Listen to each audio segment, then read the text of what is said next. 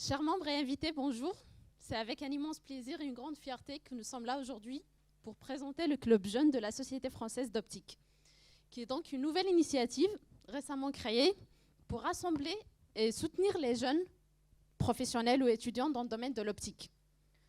Ce club, à travers ses activités, vise à offrir un espace dynamique et stimulant pour favoriser l'échange de connaissances, le réseautage et le développement de compétences au sein de la communauté de l'optique. Donc, c'est avec des objectifs ambitieux que ce club se veut un environnement propice au partage d'idées, à la croissance professionnelle et au développement de compétences de ses jeunes membres, et surtout à leur épanouissement. Tout ça en contribuant au développement de ce domaine qui est fabuleux, l'optique. Donc, permettez-moi rapidement de vous présenter les membres du bureau de présidence et également ses membres fondateurs. Donc, nous sommes des jeunes chercheurs et ingénieurs, des jeunes doctorants et ingénieurs issus de différents laboratoires en France. Donc, je commence par moi-même. Je m'appelle Mélissa Edir, je suis doctorante au Centre de nanosciences et de nanotechnologie à Palaiseau. Souhaïla Boublou est doctorante aussi au laboratoire FemtoST à Besançon. Ensuite, il y a Pierre Balage qui prépare sa thèse, lui, au Centre de laser intense et applications à Bordeaux. Ahmedou Sidi Eli qui est ingénieur de recherche au Prismian Group. Et finalement, Paul Jimenez qui est à mes côtés, doctorant à l'Institut des nanotechnologies de Lyon. Donc, en tant que médiateur, notre mission principale est d'assurer une représentation adéquate des préoccupations, mais aussi des idées des jeunes au sein de l'ASFO. Nous avons aussi pour mission la coordination des activités et l'organisation des événements, et aussi la création d'une collaboration et d'un dialogue constructif visant à renforcer la participation des jeunes au sein de l'ASFO. Donc, ainsi, en mobilisant tous ces efforts collectifs, nous espérons atteindre pleinement les objectifs du club. Et en parlant des objectifs, je vous cite quelques-uns. Donc, notre club a pour but de promouvoir les activités scientifiques et techniques des jeunes membres à travers les canaux d'information de l'ASFO. Il vise aussi à faciliter le contact entre les acteurs industriels, les jeunes chercheurs et les étudiants en optique photonique. Et tout ça dans le but d'aider à l'insertion professionnelle des jeunes diplômés du club. Il vise aussi à créer des interactions entre les jeunes chercheurs et faire un lien entre les différents student chapters et associations dans le domaine de l'optique. Et finalement, il a pour but d'organiser des journées scientifiques ou des sessions de colloques regroupant les jeunes de l'ASFO. Donc, notre club s'adresse à vous, jeunes passionnés par l'optique, que vous soyez étudiants en master ou en école d'ingénieur, doctorants ou post-doctorants. Il s'adresse aussi à vous si vous êtes chercheur ou ingénieur en début de carrière. Et au-delà des individus, le club est également destiné à des personnes morales, notamment des associations étudiantes, des student chapters et toute autre organisation en phase avec les objectifs et les missions du club. Donc nous accueillons chaleureusement toute entité collective qui partage notre engagement pour la promotion de l'optique et l'échange de connaissances scientifiques et le développement de carrières florissantes pour les jeunes dans ce domaine. Et pour plus d'informations par rapport au club, nos activités et les modalités d'adhésion, n'hésitez pas à nous envoyer par mail. Donc vous avez ici l'adresse mail, ou bien à visiter notre page LinkedIn qui est récemment créée. Nous sommes là pour répondre à toutes vos questions, donc vous guider à travers le processus d'adhésion et aussi vous fournir tous les détails nécessaires si besoin pour rejoindre le club. Donc, peu importe votre niveau d'expérience, vos aspirations, notre club vous ouvre ses portes pour rejoindre une communauté dynamique et engagée qui vous aidera à développer votre réseau professionnel et à participer à des événements enrichissants. Donc, n'attendez plus, rejoignez-nous. Merci pour votre attention. Donc, si vous avez des questions, n'hésitez pas ou à les poser maintenant ou à venir nous voir, moi et Paul, à la fin de la session.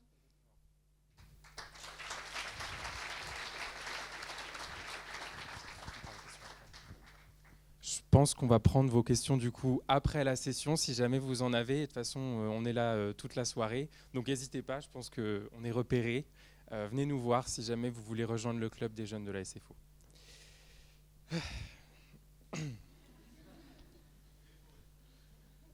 Alors, nous allons maintenant passer au moment que vous attendez tous, au moment pour lequel vous êtes actuellement en face de moi. Professeur à l'Institut d'Optique Graduate School, professeur à l'Université Paris-Saclay et directeur de recherche au CNRS, il est surtout connu pour son expérience au photon intriqué qui a bouleversé le monde de la physique en établissant la violation des inégalités de Bell. Avec cette expérience, il a contribué à insérer dans l'histoire un de ces instants qui nous ont fait rêver lorsque nous étions jeunes en nous montrant la magie de notre univers physique. Une magie bien loin de celle de Harry Potter, mais bien réelle, mais qu'on ne voit pas, qui nous demande de lever les yeux au ciel ou au contraire de se pencher aux confins de la matière. Ce genre d'instant qui nous rappelle que le monde est captivant, parfois intrigant, et peut allumer une flamme dans le cœur d'une jeune lycéenne ou d'un jeune lycéen. Ces moments qui donnent à la science sa capacité à faire rêver, comme elle nous a fait rêver plus jeunes et continue de nous surprendre en nous faisant découvrir les beautés et incongruités de notre monde physique. En somme, un de ces instants qui attise cette flamme de curiosité et nous donne soif d'apprendre et de comprendre. Cette expérience, donc, en initiant une deuxième révolution quantique, bouleversera peut-être notre monde. C'est avec un immense honneur et une très grande joie que j'invite à me rejoindre sur cette estrade professeur Alain Aspect pour venir nous parler lui-même des conséquences de ces expériences.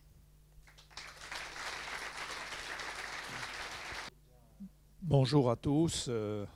Quel dommage que je ne puisse pas adhérer à votre club.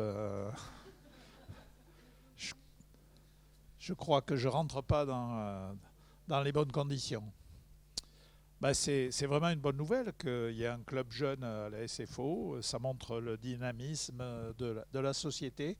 Et donc, quand on m'a proposé de faire une conférence au club jeune, j'ai dit oui, je me sens jeune dans ma tête, donc j'y vais. Alors, c'est presque le titre qui était annoncé, mais de toute façon, le contenu est à peu près le même. Qu'est-ce que je peux faire ? Parler plus près ? D'accord. Et donc, je vais vous parler des deux révolutions quantiques. Et alors, je vous signale qu'il y a un petit livre là qui... Alors, pourquoi le laser ne marche pas ? Il va marcher. Il va marcher. Il marche. Il y a un petit livre là que vous pouvez offrir aux gens autour de vous qui ne sont pas physiciens. Ça s'appelle Einstein et les révolutions quantiques. Et les échos que j'en ai de gens qui ne sont pas physiciens, c'est que ça se lit bien même quand on n'est pas physicien. Mais moi, je pense que c'est intéressant pour les physiciens aussi. Alors, je vous dis ça, bien sûr, parce que j'ai plein de droits d'auteur là-dessus. Mais c'est pas cher. C'est 8 €. Donc, voilà. Et ça raconte une histoire que je trouve extrêmement intéressante, qui est le rôle majeur d'Einstein dans les deux révolutions quantiques. Alors, allons-y. Non, c'est là. Donc, ce dont je veux vous parler, c'est du fait que il y a en fait, quand on regarde l'histoire de la physique quantique, il y a deux révolutions quantiques. La première révolution quantique, qui est basée sur la dualité onde-particule, qui a été énoncée par Einstein en 1909 pour la lumière et de Broglie l'a généralisée à la matière en 1923. Et puis, il y a l'intrication quantique, où on retrouve encore Einstein, avec le célèbre article Einstein-Podolsky-Rosen de 1935. Schrödinger qui comprend tout de suite l'importance, mais il faudra attendre John Bell pour que ça puisse donner lieu aux expériences dont on parlera tout à l'heure.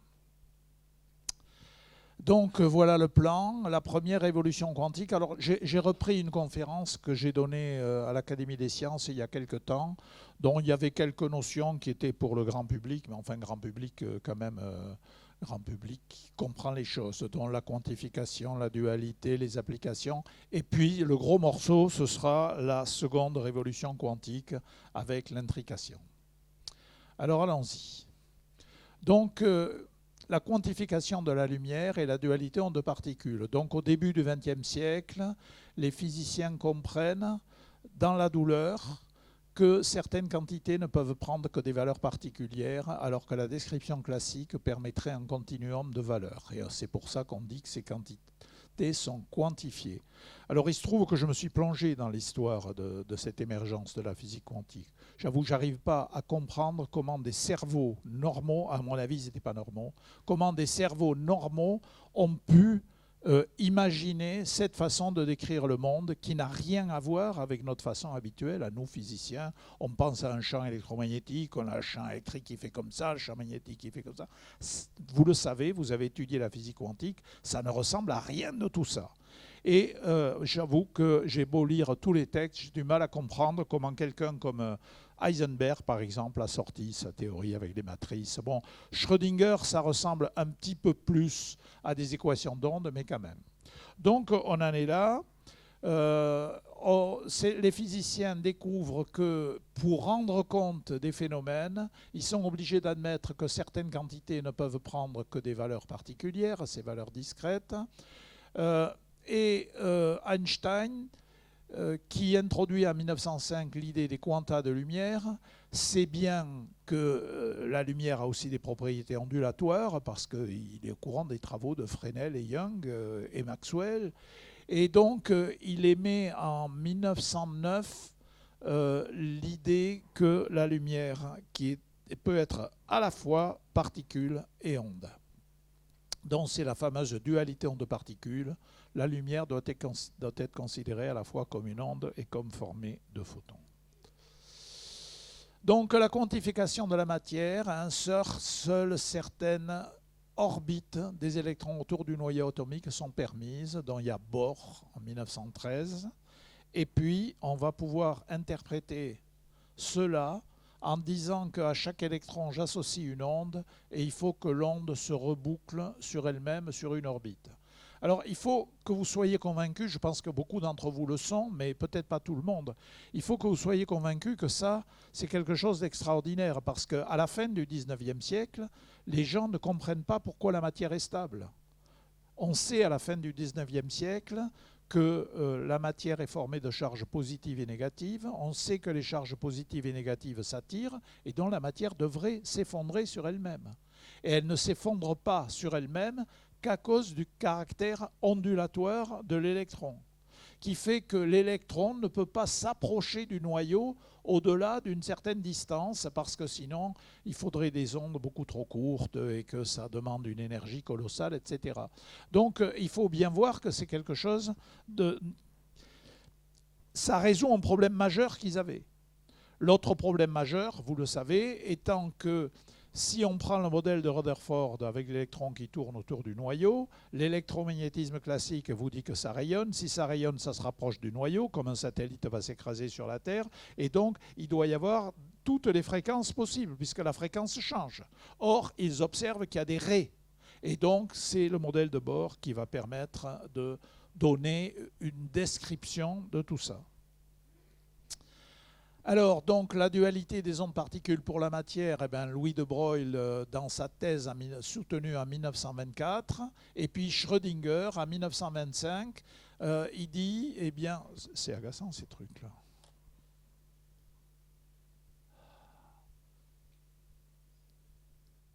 Voilà. Donc, à mon avis, il va en venir d'autres, mais c'est comme ça. Donc, Schrödinger dit, s'il y a des ondes, il doit y avoir une équation d'onde. Et donc, il trouve l'équation de Schrödinger que vous connaissez. Et pour conclure cette première partie, qu'est-ce que j'appelle une révolution scientifique? C'est d'abord une révolution dans les concepts. Et ici, le concept révolutionnaire, c'est la dualité onde-particule. Cela révolutionne notre compréhension du monde en tant que physicien.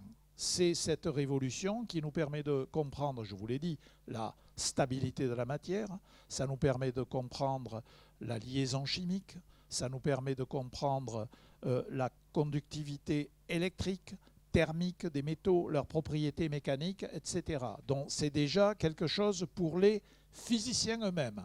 C'est révolutionnaire pour eux.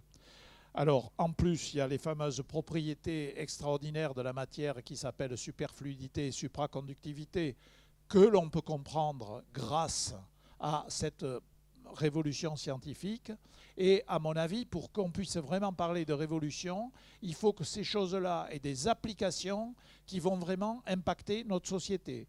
Alors, évidemment, les applications, vous les connaissez tous, c'est le laser, le transistor, les circuits intégrés qui nous ont donné la société de l'information et de la communication. Ça a certainement changé notre société autant que la machine à vapeur au XIXe siècle. Et un point sur lequel il faut insister, c'est que l'invention du laser, du transistor et des circuits intégrés, ce n'est pas un gamin dans un garage en Californie ou ailleurs qui a inventé ça. C'est les plus grands physiciens de l'époque qui avaient des prix Nobel et qui ont réussi à développer tout ça. Donc une révolution, c'est une révolution qui est conceptuelle, scientifique et technologique. Et donc on va voir si la seconde révolution quantique répond à tous ces critères. Alors ça, vous voyez, je pense que c'est mon assistante qui est en train de mettre des choses sur mon agenda.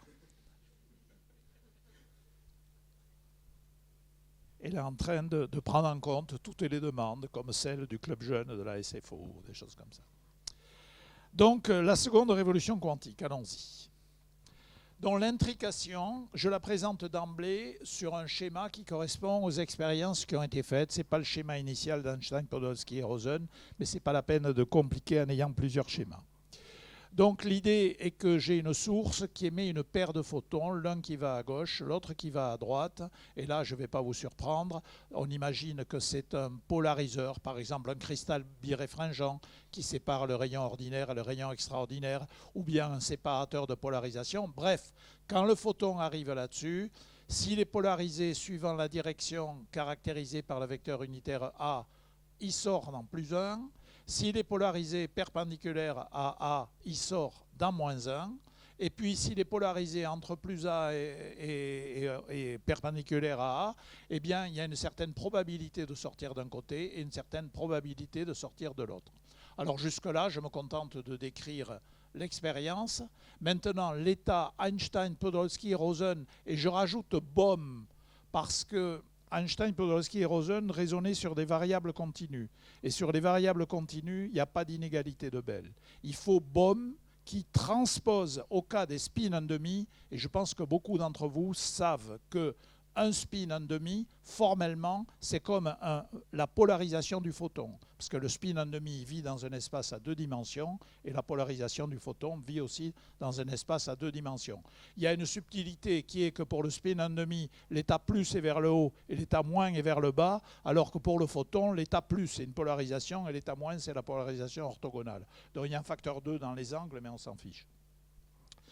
Donc l'idée de l'intrication, c'est qu'on peut accepter, parce que ça se trouve, parce que le formalisme de la physique quantique est ainsi fait, on peut accepter un état de cette forme, et ça c'est tout à fait étonnant. Pourquoi?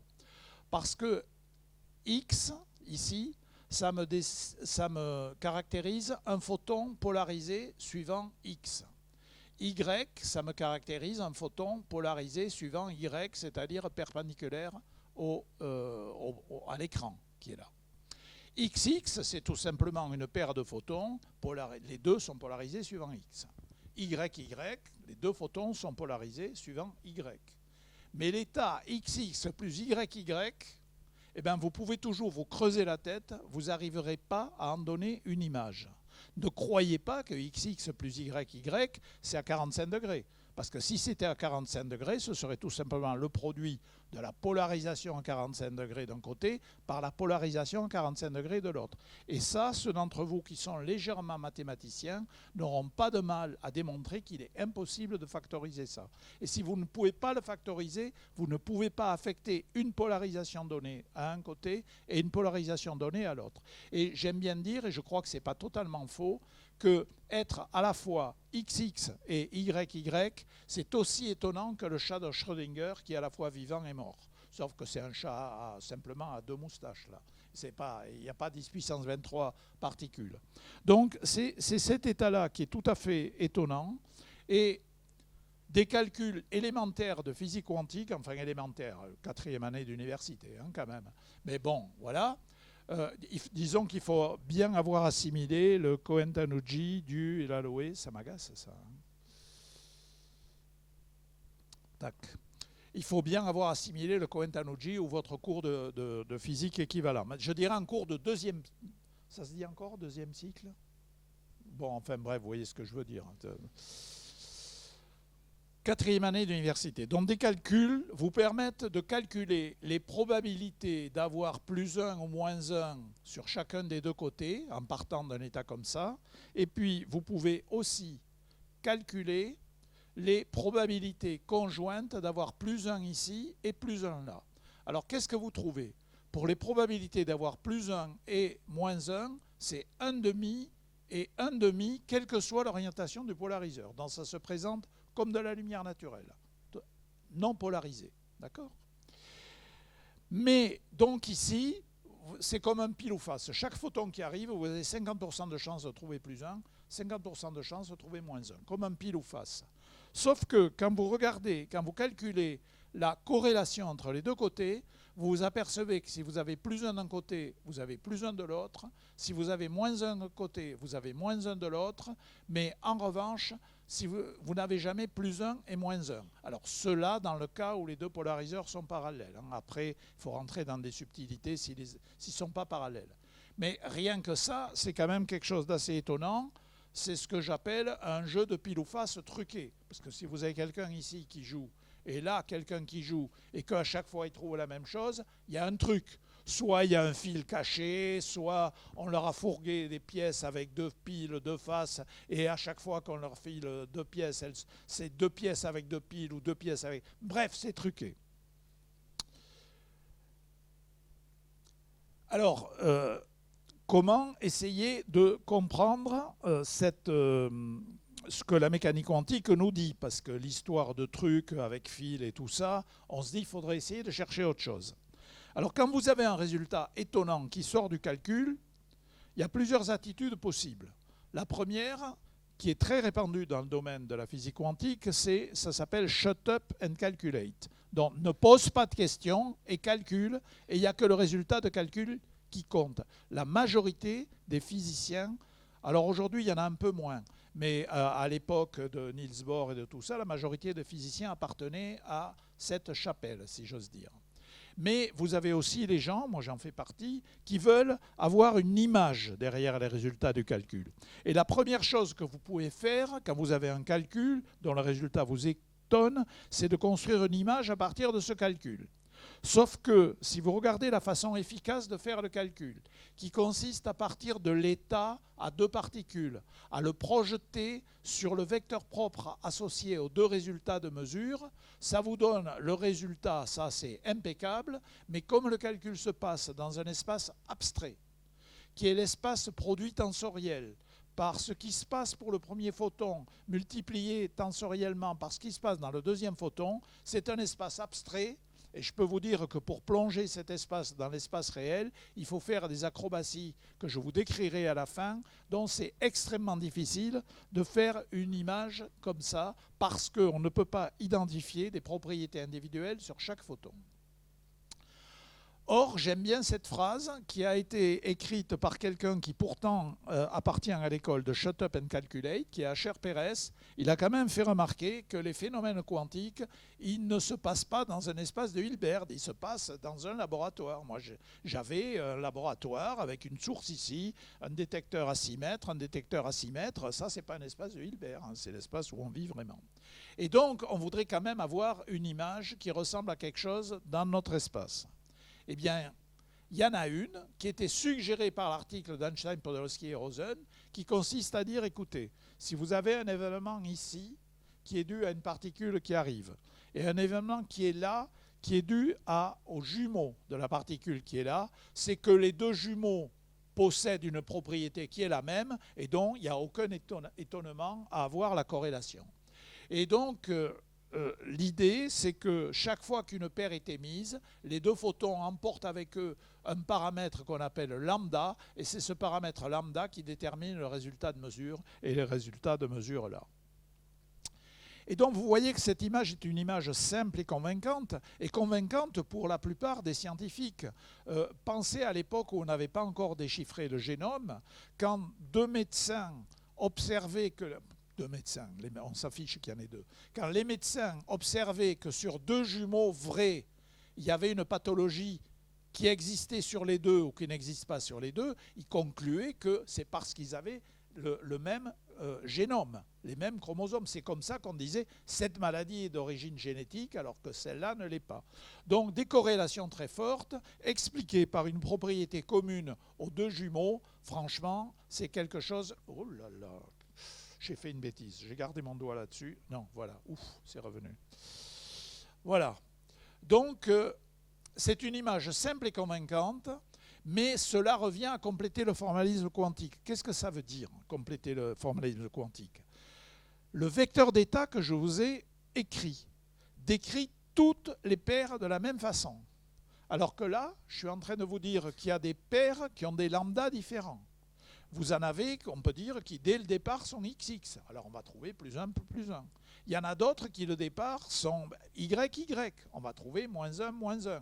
Puis il y en a d'autres qui vont être autrement.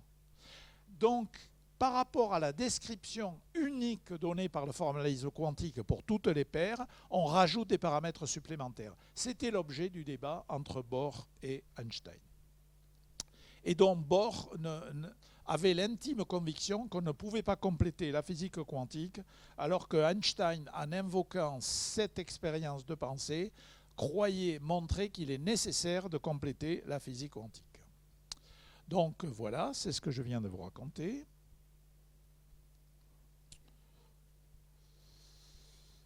Alors, Einstein et Bohr étaient deux monstres sacrés. Et on pourrait penser que ce débat a bouleversé les physiciens. Pas du tout. Pas du tout. Ce débat n'a guère attiré l'attention des physiciens, je dirais pour des raisons qui sont plutôt des bonnes raisons. D'abord, ils étaient vieux. Alors, je ne devrais pas dire ça, mais les jeunes se disent, bon, les vieux, ça va, ils ont fait leur temps. Et puis, la mécanique quantique accumulait les succès. Comme je vous l'ai dit, on avait une compréhension de la nature sans précédent. On observait de nouveaux phénomènes et qu'on avait prédits. On faisait des inventions révolutionnaires. Alors là, je suis un peu anachronique parce que le transistor a été inventé en 1947 et le laser en 1960. Mais enfin, bon, on voyait bien que ça marchait. Mais je crois que la raison la plus forte pour laquelle les gens ne s'occupaient pas trop de ce débat, c'est qu'il faut bien comprendre qu'il n'y avait aucun désaccord entre Bohr et Einstein sur la validité de la théorie, sur la validité des calculs. Le débat ne portait que sur l'interprétation, une affaire d'épistémologie. Alors quand vous êtes jeune, actif, vous allez au labo, vous faites les calculs, ça marche, etc.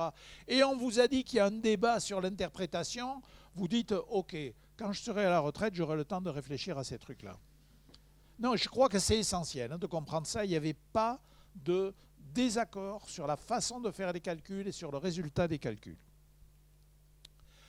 Alors sur ce arrive John Bell, 30 ans plus tard. On est en 1964, dont l'article Einstein-Podolsky-Rosen, c'est 1935. Là, on est en 1964 et John Bell fait une découverte extraordinaire.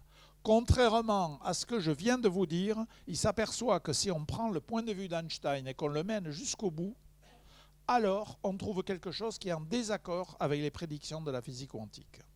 Donc ce que dit John Bell, c'est que aucune théorie locale à variables supplémentaires qui est dans l'esprit des idées d'Einstein ne peut reproduire les prédictions quantiques pour les corrélations Einstein-Podolsky-Rosen à toutes les orientations des polariseurs. Donc, cette fois-ci, on a un désaccord quantitatif. Alors, j'explique un petit peu les mots. Théorie locale à variables supplémentaires, ça veut dire on admet qu'il y a des lambdas, et ces lambdas, une fois que les deux particules se sont éloignées, ils n'ont pas le droit de communiquer entre eux. Chaque particule amène avec elle l'ensemble des paramètres qui sont nécessaires pour décrire le résultat de mesure. Voilà, grosso modo, ce que veut dire théorie locale à paramètres supplémentaires. Alors, il va donc y avoir toute une série d'expériences qui vont essayer de tester ces inégalités de Bell, c'est-à-dire que les inégalités de Bell donnent une condition qui restreint les résultats si les modèles d'Einstein ou les modèles à la Einstein fonctionnent. Et il existe certaines situations rares dans lesquelles la physique quantique prédit une violation de ces inégalités. Et dont le but du jeu, c'est de réaliser au laboratoire ces situations rares. Parce qu'il s'est quand même passé une chose étonnante, c'est que quand Bell a publié ces inégalités, on a beau être en 1964, c'est-à-dire avoir un demi-siècle de succès de la physique quantique, personne n'a jamais rencontré une situation où on pourrait tester les inégalités de Bell. Ce que ça nous dit, c'est que les inégalités de Bell sont presque toujours vérifiées et il faut aller chercher des situations, entre guillemets, presque pathologiques pour avoir une chance de trouver un endroit où on peut discriminer. Et après tout, c'était un espoir pas déraisonnable de se dire peut-être que la violation des inégalités de Bell nous montre l'endroit où la physique quantique va cesser d'être valable. Il y a beaucoup de jeunes là, vous avez tous conscience que en fait, la plupart des physiciens, contrairement à ce que racontent les gens qui ne comprennent pas comment on fonctionne, la plupart des physiciens rêvent de trouver un endroit où une théorie bien établie tombe en défaut. L'idée n'est pas de dire, comme on le lit dans les journaux, la théorie qui était vraie devient fausse. Pas du tout. L'idée est de dire, s'il y a un endroit où ça ne marche plus, il faut trouver une théorie un peu plus vaste qui va englober la théorie précédente et nous permettre de comprendre ce qui se passe dans l'endroit où ça coince. Meilleur exemple, c'est la relativité et la mécanique newtonienne. Ce n'est pas parce qu'on a la relativité que la mécanique de Newton ne nous permet pas de comprendre le mouvement des satellites, enfin toute la mécanique normale. Simplement, quand les vitesses deviennent de l'ordre de la vitesse de la lumière, eh bien, il faut aller chercher la relativité. Donc, l'idée, c'est on va faire des expériences parce que peut-être qu'on est en train de tester un petit coin intéressant. Alors, vous avez les expériences des pionniers, parmi lesquels on trouve le nom de John Clauser, qui a partagé le prix Nobel 2022. On va avoir une tendance en faveur de la mécanique quantique, mais ce sont des expériences qui sont assez différentes du schéma de principe. Ça, c'est le schéma de l'expérience de Clauser. Vous avez ensuite les expériences qui ont été faites à l'Institut d'optique. J'ai commencé en 1975 et les résultats ont été obtenus en 81-82. Et j'ai eu la chance d'être rejoint par des jeunes, vraiment. Ils étaient ce qu'on appelle des gens en troisième cycle, en DEA, des choses comme ça. Ça ne vous dit rien, mais on va dire c'était du genre Master 1, Master 2. Vous voyez, voilà. Ils sont venus me rejoindre pour ces expériences.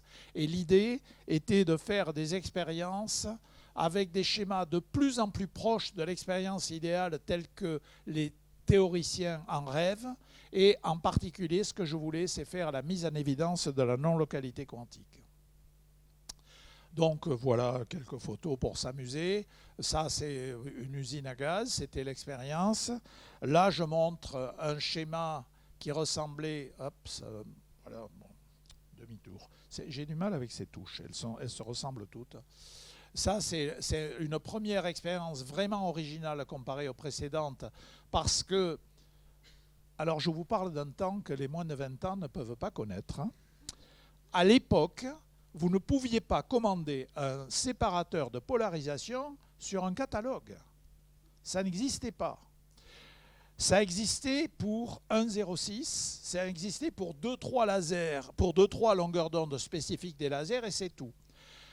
Ça veut dire que si on voulait faire une expérience dans laquelle on trouvait à la fois le résultat plus 1 et le résultat moins 1, il fallait soit prendre un polariseur biréfringent, mais il y avait quelques inconvénients qui faisaient que c'était une solution qui était a priori pas très bonne, soit arriver à convaincre quelqu'un dans un laboratoire de pointe de vous calculer et de vous réaliser un séparateur de polarisation. Alors j'ai réussi ça avec un ami qui était chez Philips à Eindhoven. Moyennant quelques bouteilles de vin, ils ont accepté de faire le calcul. Il y a 34 couches quand même, 34 couches diélectriques, et de le réaliser. Et ça a marché. Donc je fais de la pub pour Philips, c'est bien le moins que je puisse faire, en tout cas pour le labo Philips de l'époque. Donc pour la première fois, on avait des polariseurs qui donnaient à la fois le résultat plus 1 et moins 1. Ça donnait des résultats magnifiques. Et puis la dernière expérience ici, qui était équivalente à changer l'orientation des polariseurs au dernier moment. Et puis, donc là, c'est 82, le résultat des expériences à l'Institut d'optique. Et puis, il y a une troisième génération qui commence en 1988, qui utilise les propriétés de l'optique non linéaire pour créer les deux photons dans des modes parfaitement déterminés grâce à l'accord de phase. La condition d'accord de phase permet de convaincre les deux photons d'aller dans des modes bien déterminés. Et ce n'est pas à vous que je vais apprendre qu'une fois qu'on a des photons émis dans un mode bien déterminé, on peut les rentrer dans une fibre optique. Et si on arrive à les rentrer dans une fibre optique, l'avenir est radieux, plutôt que d'avoir des gros faisceaux qui se propagent en espace libre. Donc ça a été l'immense progrès de ces expériences de troisième génération. Et juste pour donner un exemple, Nicolas Gisin, dès 1998, a réussi à utiliser le réseau de Suisse Telecom. Il a trouvé quelques astuces pour bien s'arranger avec la polarisation. Et en utilisant le réseau de Suisse Telecom, il arrivait à faire des expériences à 30 km de distance. Il avait sa source à Genève, puis les deux détecteurs à gauche, à droite. Alors je lui ai dit, mais sur le plan commercial, il se passait quoi? Il m'a dit, mais on faisait des expériences la nuit, les Suisses dorment la nuit. Donc... Bon, Zeilinger a aussi utilisé des fibres optiques pour avoir une version différente qui était tout à fait remarquable. Voilà, ça c'est Nicolas Gisin. On voit à 30 km, enfin vous ne voyez rien, mais c'est le paysage autour de Genève. Et ça c'est l'expérience de Zeilinger. Voilà. Et donc, ce qu'on peut dire avec l'ensemble de ces expériences, c'est que l'intrication a été mise en évidence dans ses aspects les plus étonnants. Alors, qu'est-ce qu'on peut faire de ça ? Eh bien, d'abord, il y a des gens qui ont continué à dire oui, mais aucune de ces expériences n'est parfaite, il y a des échappatoires, etc. Donc, il y a eu toute une série d'expériences qui ont fermé les diverses échappatoires les unes après les autres. Je ne vais pas rentrer dans le détail. En 2015, un certain nombre de gens ont annoncé qu'ils avaient fermé les échappatoires toutes les échappatoires simultanément, dont une expérience à Delft, une à Vienne, une à Boulder. Et si vous voulez savoir ce que j'en pense, mais je le décris aussi, vous avez une revue que je vous recommande beaucoup, qui est une revue en ligne, qui est Physics. C'est la revue de l'American Physical Society. C'est le News and Views. Hein. Pour ceux qui connaissent le News and Views de Nature, quand il y a un résultat intéressant, il y a des gens qui font un commentaire. C'est libre d'accès, etc. Moi, je les aime bien et c'est donc chez eux que j'ai écrit mon commentaire sur les expériences loophole free, c'est-à-dire sans échappatoire. Donc, vous regarderez. Voilà. Alors, quelle est la conclusion de toutes ces expériences? C'est que la vision réaliste, locale d'Einstein est intenable. On doit l'abandonner. Et on va un peu discuter pour savoir ce que ça veut dire. Alors la vision réaliste locale, je l'ai un peu évoqué tout à l'heure, je recommence. La vision réaliste locale consiste à dire que quand j'ai un système ici, et quand je dis ici, je dis dans un certain volume de l'espace-temps. Imaginez espace mais temps aussi. Donc j'ai un volume qui est limité de l'espace-temps, j'ai un système là-dedans. La vision réaliste locale d'Einstein consiste à dire, dans ce volume d'espace-temps, on a tous les paramètres qui vont permettre de connaître le résultat d'une mesure que j'effectue sur ce système. Et ça va permettre aussi de déterminer l'évolution future du système. Donc, si j'ai deux systèmes séparés dans l'espace-temps, eh bien, le premier système porte sa série de paramètres, le deuxième système porte sa série de paramètres, et c'est tout. Il y a indépendance entre les deux côtés. Eh bien, il faut renoncer à ça. Alors, qu'est-ce qu'on peut en conclure? Eh bien, figurez-vous que Einstein lui-même nous l'avait dit. Alors là, vous allez vous étonner, vous allez dire, bon, Einstein ne croyait pas à ce qu'il disait. Mais si, il faisait un raisonnement par l'absurde. Il disait, si je n'avais pas raison, voilà ce que vous devriez accepter. Et ce que vous devriez accepter, on peut le présenter de plusieurs façons. Et ça, c'est la traduction directe de ce que Einstein a écrit. Hein, c'est les mots d'Einstein. Abandonner l'indépendance des réalités physiques présentes dans des volumes distants de l'espace-temps, soit accepter que la mesure sur l'un des systèmes modifie instantanément la situation réelle de l'autre système. Alors la deuxième chose, c'est ce qu'on appelle la non-localité quantique. Et la première chose, qui est à mon avis assez équivalente, mais ça met le projecteur un petit peu différemment, c'est ce qu'on appelle le holisme quantique. Alors j'y reviendrai peut-être pas. Pourquoi c'est important le holisme quantique? C'est parce que c'est la base des idées du calcul quantique. C'est l'idée que dans deux particules, il y a plus d'informations que la somme des informations que vous avez mis dans chacune des deux. Alors si vous en avez que deux, le supplément d'information n'est pas très grand, mais si vous en avez trois, c'est 2 fois plus. Si vous en avez 4, c'est encore 2 fois plus. Et si vous en avez 100 particules intriquées, la quantité d'informations que vous pouvez mettre là-dedans est faramineuse. Ce sont les idées de base du calcul quantique. L'autre façon de voir les choses, c'est la non-localité quantique. Et moi, je défends l'idée que voir le monde avec une non-localité quantique, ça donne des intuitions tout à fait fructueuses. Et je vais vous en donner un exemple tout à l'heure. Donc, voilà, je vous ai raconté ce qui est écrit là maintenant. Donc, le holisme, c'est ce qui donne lieu au calcul quantique. Et la non-localité, les deux composantes de la paire semblent rester connectées même quand ils sont séparés spatialement. Et c'est ce qui est à la base des communications quantiques. Alors, moi, on m'avait dit que j'avais que 20 minutes. Donc, c'est pour ça que je raccourcis un peu pour ceux qui connaissent mon exposé habituel. Mais enfin, je tiens quand même pas, il ne faut pas exagérer, en 20 minutes. Mais j'ai fait exprès de faire court. Si vous voulez savoir plus, il faudra me poser des questions.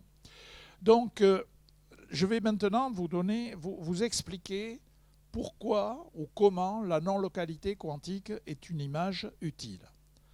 Alors, la première chose que je voudrais vous dire, c'est que, vous vous souvenez, au début, à un moment donné, je vous ai dit, on aimerait bien faire une image en partant du calcul. Et je vous ai dit, si vous partez de la façon efficace de faire le calcul, c'est-à-dire je prends l'état, je le projette sur le résultat de la mesure, je prends le module carré et le résultat est là, ça, je ne sais pas faire d'image. Mais il y a une façon de faire des images avec le formalisme quantique qui consiste à couper la mesure en deux. On va supposer que ce polariseur est un peu plus près de la source que l'autre, donc on va d'abord faire une première mesure ici et ensuite une deuxième mesure là. Et là, vous allez voir que c'est tout à fait étonnant. Et ce que je vous fais là, c'est de la vraie mécanique quantique. Ce n'est pas une invention. Vous pouvez prendre le Cohen-Tanuji, regarder tous les postulats. Et je ne fais qu'utiliser les postulats qui sont dans le livre de Cohen-Tanuji. Alors, donc, mesure du premier côté, je vous ai déjà dit, on peut trouver soit le résultat plus 1, soit le résultat moins 1. Le résultat plus 1 correspond à une polarisation X, le résultat moins 1 correspond à une polarisation Y. Alors une fois que j'ai fait une mesure en physique quantique, qu'est-ce que je fais? Eh bien le livre, la Bible, me dit qu'il faut projeter l'état initial sur le sous-espace propre associé à la mesure. Ici, attention, n'oubliez pas qu'on est quand même avec deux photons. Le sous-espace propre associé à la mesure qui a donné X pour le premier photon, c'est un sous-espace qui est engendré par XX et par XY. Donc si vous projetez l'état initial sur XX et sur XY, donc on fait la projection, et qu'est-ce qu'on obtient? On obtient XX, parce que quand vous projetez ça sur ce que je viens de dire, vous obtenez XX. Et maintenant, vous avez un état que vous comprenez. C'est un état où j'ai un photon X ici et un photon X là. Alors le photon X ici, ça ne m'étonne pas puisque c'est le résultat que j'ai déjà obtenu. Mais en revanche, ça me dit que le deuxième photon est X. Et maintenant, je n'ai aucune difficulté à comprendre que je vais avoir plus 1, plus 1.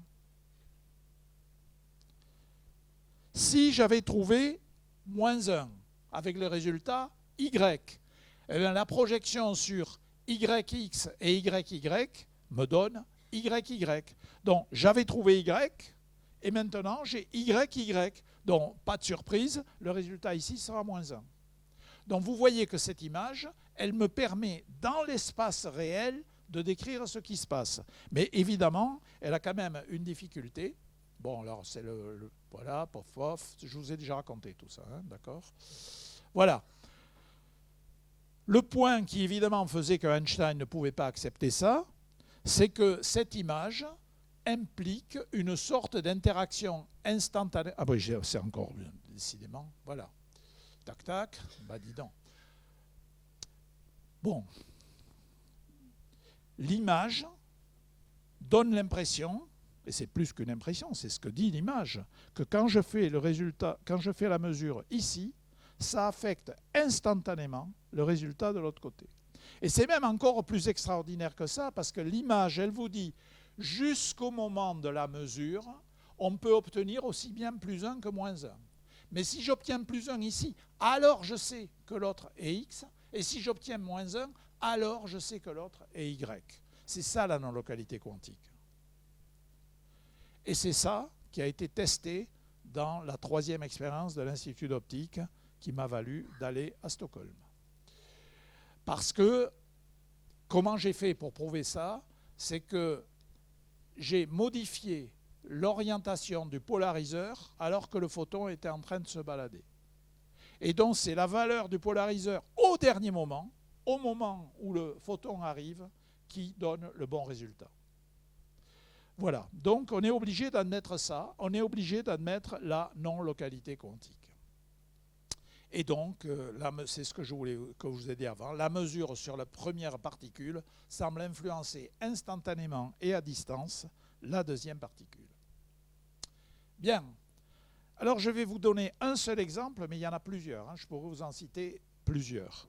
Un seul exemple où l'image non-localité quantique me permet d'emblée d'avoir l'intuition qu'il y a un truc qui est chouette. Je vais vous parler de la méthode de cryptographie quantique qui a été inventée par Arthur Eckert.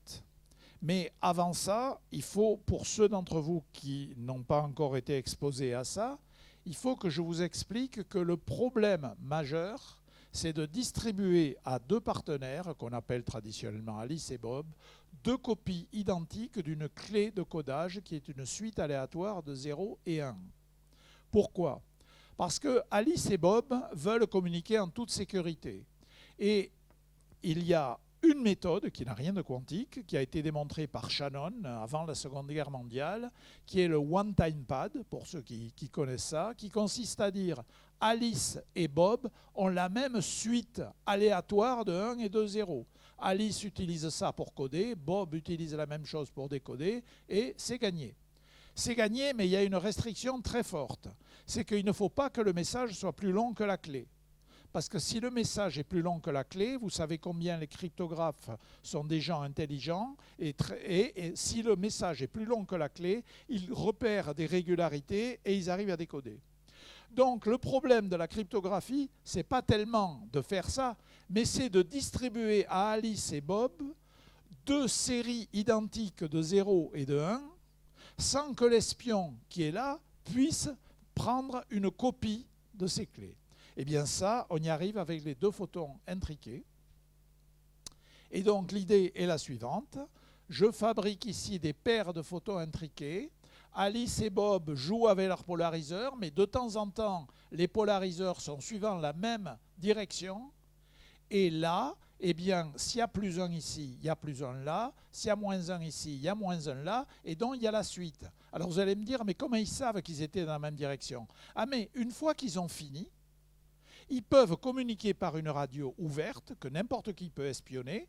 Et la seule information qu'ils donnent, c'est Alice dit, à la énième mesure, j'étais orienté suivant 22,5. Alors Bob dit, ah ben c'est bon, moi aussi. Et donc il ne garde que ces valeurs-là. Et donc en faisant une réconciliation, comme on dit, a posteriori, en communiquant par une clé, par une radio normale, ils arrivent à avoir leur clé identique. Alors maintenant, l'espion qui est là, eh ben c'est là où je vous assène l'argument massu de la non-localité. Si vous croyez ce que je vous ai raconté, qui a quand même été vérifié par les expériences, ce n'est qu'au dernier moment qu'on sait si +1 ou -1. Donc circuler, il n'y a rien à voir. La clé n'est pas encore formée au moment où ça passe devant Ève. Alors vous allez me dire, oui, mais si Ève a une technologie superbe, Ève prend le photon, regarde son résultat et renvoie un photon, ni vu ni connu, avec le même résultat. Ah oui, mais là, vous avez en quelque sorte rendu matériel une variable supplémentaire. Ce qui veut dire que Alice et Bob, de temps en temps, vont faire un test des inégalités de Bell, et s'il y a un espion qui s'amuse à faire ça, eh bien, il n'y aura pas violation des inégalités de Bell. Donc, pour résumer, le schéma de cryptographie quantique tel qu'il a été imaginé par Arthur Eckert, il consiste à avoir une paire de photons intriqués, à faire des mesures avec diverses orientations des polariseurs et de temps en temps aussi avoir des orientations qui permettent le test des inégalités de Bell. Et donc, après coup, Alice et Bob peuvent dire oui, ça va, la clé qu'on a générée est bonne, ou non, il ne faut pas l'utiliser. Alors vous remarquez que l'information sensible n'a pas encore été transmise à ce moment-là. L'idée, c'est je leur donne des clés, ils sont sûrs que les clés sont bonnes, et à ce moment-là, ils peuvent les utiliser. Alors, ce que j'ai voulu vous montrer, bon, voilà, c'est je vous ai déjà raconté tout ça, voilà. Alors, sachez quand même que nos amis chinois, qui ne reculent devant rien, eh bien, ils ont joué à ça avec des paires de photons intriqués qui sont émis depuis un satellite, et ils ont prouvé qu'à 1200 km, eh bien, l'intrication est bien celle qui est calculée. Alors, le taux de rendement n'est pas très élevé. Hein. Il n'y a pas beaucoup d'informations qui passent, mais n'empêche qu'ils ont montré que ça marche. Alors, je pourrais de la même façon vous montrer que la fameuse téléportation quantique qui permet de transporter... Ah ben tiens, ça va vous aller droit au cœur. Avec les fibres optiques, il y a eu un progrès immense le jour où on a été capable d'avoir un amplificateur dans la fibre, ce qui fait que l'information lumineuse, on pouvait la propager sur des milliers de kilomètres parce qu'il y avait amplification dans la fibre. Les plus vieux d'entre vous savent qu'avant, on avait un détecteur, un courant électrique, un amplificateur, et c'était reparti pour un tour, ce qui est quand même pas très cohérent. C'est mieux de garder un signal lumineux d'un bout à l'autre. Ici, on a le même problème. Si vous voulez avoir deux systèmes quantiques qui communiquent entre eux, il vaut mieux être capable de transporter l'information quantique, c'est-à-dire l'état quantique du premier système, de le transporter au deuxième système, plutôt que d'aller faire des tas de mesures classiques et être obligé d'envoyer un tas d'informations par une voie classique. Un tel mécanisme existe. Ça s'appelle la téléportation quantique. Donc la téléportation quantique, ce n'est pas transporter un bonhomme ou une dame. La téléportation quantique, et ça ne transporte pas de matière, ça prend l'état quantique du premier système et ça le met sur le deuxième système. Et comme il y a un théorème de non-clonage, au passage, ça l'efface sur le premier système, sinon ça violerait un principe fondamental. Eh bien, on peut montrer avec un argument de non-localité quantique que la téléportation quantique demande à avoir une bonne mémoire quantique. Parce que vous avez d'une part le machin qui est non local, qui est instantané, mais par ailleurs, vous avez une mesure ici qu'il faut envoyer par un canal classique, et donc ce qui a été instantané doit attendre l'information qui arrive par le canal classique. Donc si vous n'avez pas une bonne mémoire quantique, votre téléportation elle ne marche pas bien. Bon, voilà. Donc mon raisonnement, c'est si ça vous amuse, ne vous dites pas que la non-localité quantique, c'est un truc bizarre, bon pour les théoriciens, etc. Moi, j'affirme que c'est une façon de se représenter les choses qui donne des intuitions. Et comme moi, je crois beaucoup que les applications, elles sont découvertes par des gens qui ont entendu des conférences comme celle-ci, là, peut-être certains d'entre vous seront stimulés et en réfléchissant à la non-localité quantique, peut-être qu'ils inventeront un truc auquel personne n'a déjà pensé. Alors, y a-t-il une seconde révolution quantique?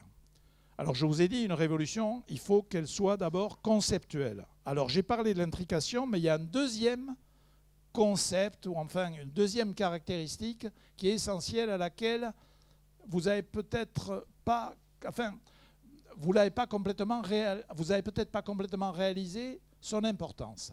C'est le fait que depuis 1970, alors je sais que la plupart d'entre vous n'étaient pas nés, mais enfin 1970, c'est pas il y a 3 siècles quand même. Moi j'étais étudiant en 3e cycle en 1970. Jusqu'en 1970, on n'avait jamais été capable d'observer un objet quantique individuel, encore moins de le piéger et de le manipuler. Et le grand Schrödinger avait même écrit dans les années 50 que quand on fait cours aux étudiants, on leur parle de ce qu'on pourrait faire un objet quantique individuel. Mais que c'est évidemment ridicule, c'est tout aussi ridicule que si un paléontologue vous disait qu'il a reconstitué un dinosaure dans la cage de son laboratoire. Eh bien, à partir de 1970, on a été capable de piéger le dinosaure, en l'occurrence un électron unique, c'est Demelt a été capable de piéger un électron unique et de l'observer donc piégé dans un piège qui ressemble à ça, l'observer pendant des semaines. On a été capable, avec un microscope à force atomique, déplacer des atomes, les disposer comme ça, etc. On a été capable de créer des photons uniques. La première source au monde de photons uniques a été faite dans la thèse de Philippe Grangier en 1986, en détournant l'expérience inégalité de Bell. On est capable donc d'avoir maintenant des atomes qu'on peut observer, des atomes individuels. Serge Haroche a été capable de beaucoup jouer avec des photons individuels. L'expérience que je vous ai décrite est une expérience dans laquelle on était capable d'identifier des paires de photons. Pourquoi? Parce que si j'avais essayé de regarder la corrélation entre le premier photon d'une paire et le deuxième photon d'une autre paire, je n'aurais rien observé du tout. C'est comme les jumeaux. Il faut prendre les deux jumeaux de la même paire. Donc on était capable d'identifier les deux photons de la même paire.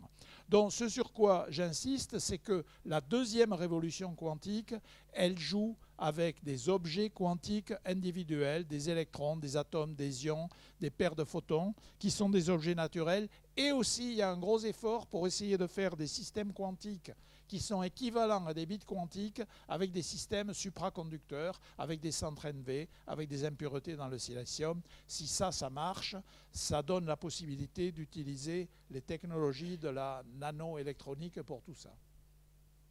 Quand vous mettez les deux ensemble, l'intrication et les objets quantiques individuels, vous avez la révolution conceptuelle de la deuxième révolution quantique. Avons-nous la révolution technologique ? Eh bien, y a beaucoup de gens qui sont en train d'essayer de le faire. Alors, c'est quoi les branches des applications? La communication quantique, j'en ai déjà parlé, la cryptographie et la téléportation. Les ordinateurs quantiques, alors vaste débat, vous pourrez me poser des questions tout à l'heure. Les théoriciens rêvent de l'ordinateur quantique parfait. L'ordinateur quantique parfait, on n'est pas prêt de l'avoir. Moi, je pense que je ne le verrai pas de mon vivant. Si vous regardez l'histoire, il s'écoule toujours plusieurs décennies entre l'émergence des concepts et l'apparition des systèmes qui vraiment révolutionnent la société. Exemple, physique quantique, première révolution quantique, elle est complètement stabilisée en 1925 avec le formalisme d'Heisenberg et de Schrödinger. Eh bien, le transistor, c'est 1947 et le laser, 1960. Donc, ça se compte en décennies. Donc, j'ai quelques doutes sur le fait que je verrai de mon vivant l'ordinateur quantique parfait. Heureusement, il y a des gens très créatifs qui se sont aperçus que même avec un ordinateur quantique imparfait, c'est-à-dire il y a des bits quantiques qui sont un peu soumis à la décohérence, mais pas trop, etc., eh bien on peut faire des tas de choses intéressantes. Et je pense qu'avec l'ordinateur quantique imparfait, on est déjà ou on est sur le point de montrer ce qu'on appelle l'avantage quantique, c'est-à-dire qu'on est capable de faire des choses qu'un ordinateur ordinaire, le plus puissant, les high performance computers, ne sont pas capables de faire. Donc voilà où on en est. Si vous me posez des questions, je vous en dirai plus. Il y a la métrologie quantique, alors ça, figurez-vous que ça marche. Ça, c'est un gravimètre atome froid qui a été développé par des anciens étudiants à moi, qui ont créé une start-up, qui est maintenant intégrée dans une société qui s'appelle Exail. J'ai vu qu'il y avait un stand ici. Eh bien, leur gravimètre atome froid, qui mesure donc avec une excellente précision la pesanteur, il y en a un qui fonctionne depuis des mois sur les flancs de l'Etna.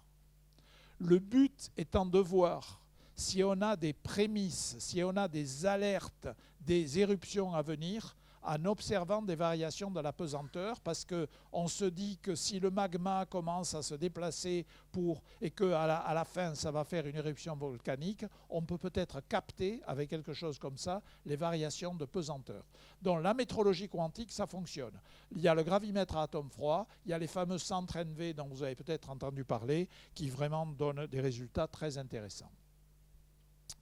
Donc la nouvelle révolution conceptuelle aura-t-elle un impact majeur sur la société? Alors ce que je peux dire, c'est que des applications de niche, elles existent déjà et on va en avoir de plus en plus. Mais application de niche, ce n'est pas forcément un impact sur la société.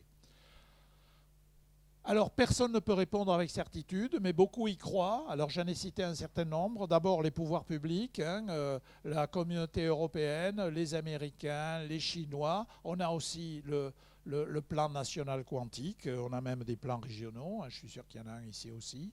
Vous avez les grandes sociétés qui ont beaucoup d'argent, Microsoft, Google, IBM et Amazon. Bon, Atos, je ne dirais pas qu'ils ont beaucoup d'argent, surtout en ce moment, mais ils ont quand même une activité de recherche sérieuse en ordinateur quantique. Vous avez une floraison de start-up. Donc, vous avez entendu leur nom, Pascal, Candela, Lycée-Bob, VeryCloud, QB, WeLink. Et puis, je pense qu'il y en a d'autres. Voilà, il y en a d'autres encore. Donc, tout ça offre des perspectives fascinantes. Alors, avant que vous applaudissiez, je vous donne quelques références à des vulgarisations excellentes de la physique quantique en général ou des inégalités de Bell en particulier.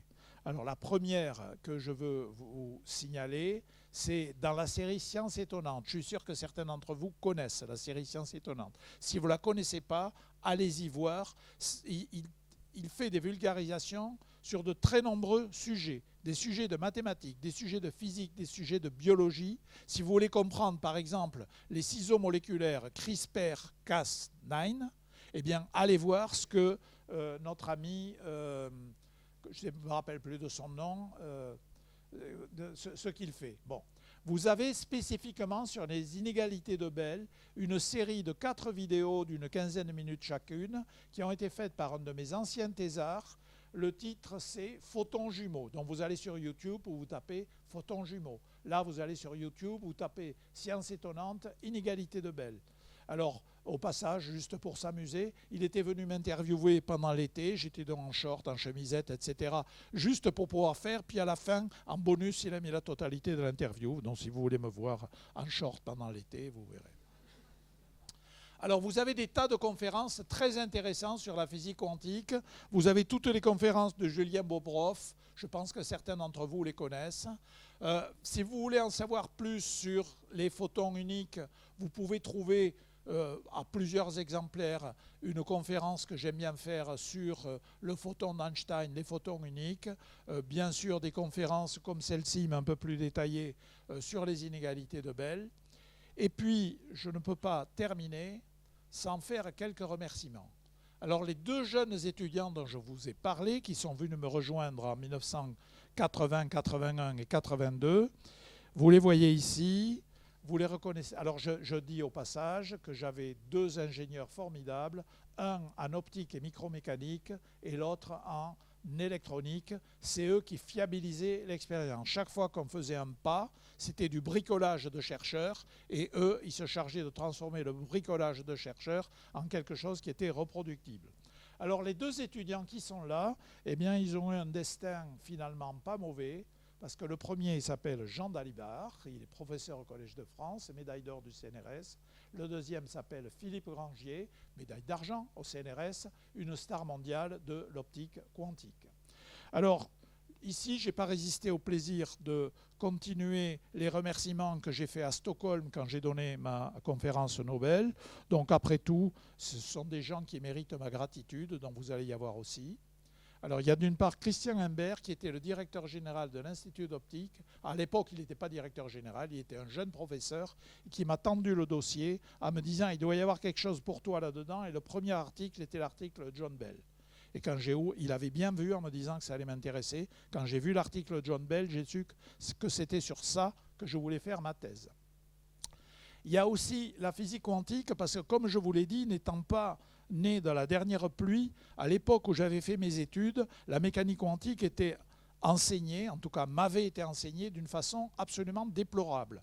Heureusement, il y a eu les 2 livres de Cohen-Tanuji, Du et Laloé, dont j'ai parlé plusieurs fois, et j'ai appris la mécanique quantique là-dedans. Ce qui fait que quand j'ai lu l'article de John Bell, j'ai compris tout le côté mécanique quantique sans aucun problème. Donc je leur dois une grande gratitude. Ensuite, pendant des années, j'ai suivi le cours au Collège de France de Claude Cohen-Tanuji. Et puis, il y a quand même Annie qui est là au premier rang et qui m'a supporté dans tous les sens du terme, français et anglais, pendant pas mal d'années. Voilà. Alors, je ne résiste pas au plaisir de partager avec vous une anecdote. Le 4 octobre 2022, j'étais à l'Académie des sciences dans une réunion et à 11h24, j'ai reçu un message de l'assistante de direction de l'Institut d'optique qui me dit « Je viens d'avoir un appel de Stockholm, elle ne veut pas me dire de quoi il s'agit, mais que c'est extrêmement urgent. Elle veut votre portable, est-ce que je peux le lui donner ?» Et j'ai répondu, au bout d'une minute, « Oui, bien sûr. » Eh bien, sachez que ça se passe un quart d'heure avant l'annonce officielle. C'est absolument incroyable. On n'est absolument pas prévenu avant. Alors maintenant, voilà ce qui s'est passé au moment où c'est arrivé. Il se trouve que j'étais assis à côté de Serge Haroche et de Jean Dalibard, donc tout le monde était content. Et vous voyez, là, il était 11h39. Donc 11h25, 11h39, vous pouvez compter tout seul. Voilà. Et le 10 décembre, eh bien, je me suis retrouvé à Stockholm à recevoir, ça c'est un moment émouvant, hein, à recevoir la médaille des mains du roi. Voilà. Et puis, à Stockholm, eh ben, il y avait aussi les 2 jeunes étudiants qui étaient là, Jean Dalibard et Philippe Grangier. Et il faut s'habiller en pingouin pour avoir le droit de recevoir. Voilà, je vous remercie beaucoup.